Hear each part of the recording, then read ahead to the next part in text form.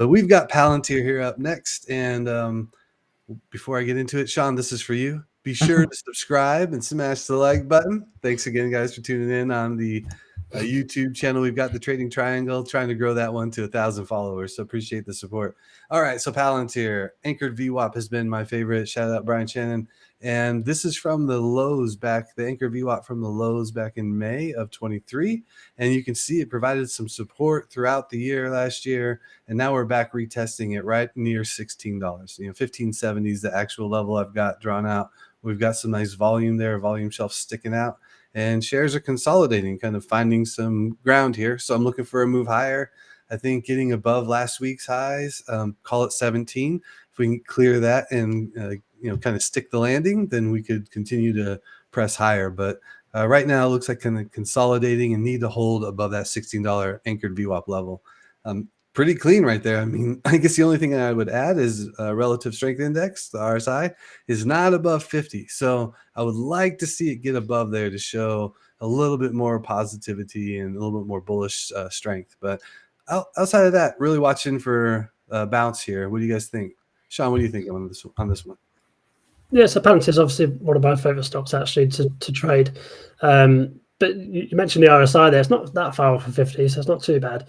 But yeah, look at the chart in terms of like a trend line break as well. So if you look at the highest point recently, kind of middle parts of November, down to kind of where we are now. If you drew a line through that across the highs, we're kind of breaking out of that. So that's a nice sign as well. A nice little point of interest, I suppose. Yeah, good eye. Yeah, I like your levels. I like your levels a lot. Yeah, thanks. I appreciate that. I didn't mark that out, but that's exactly right. It looks like we broke that trend line that we had been, that downtrend line there. Okay, anything on the option side? No Palantir, the options. Yeah, no, exactly. Pretty dull for Palantir. Nothing much happening. It's always bullish, so there's really nothing to talk about. It's always bullish. Yeah, it is. 0.62, 0.55, 0.73. It's like this. You gotta trade the charts, right? You gotta trade the charts. This is all about trading, exactly. Yeah. So basically, I'll just reiterate, want to hold on the 1570. I give it a little grace there, and targeting 1716, and then 1805 above, and then 19 above that. So really just $1 at a time here for Palantir, and it can get moving. So we'll see what happens. What I will say with this stock as well is it ran up obviously with the kind of AI boom. Of course, you can see at the beginning of the chart there, but it's kind of stayed in the kind of range just generally. You can see that on the chart here, which is quite nice to see, especially from a company with the high kind of AI hype behind it. But it just goes to show that it's a proper company going forward at AI in a positive way. So I don't know why I put that in, but that's it didn't give it all back. Exactly.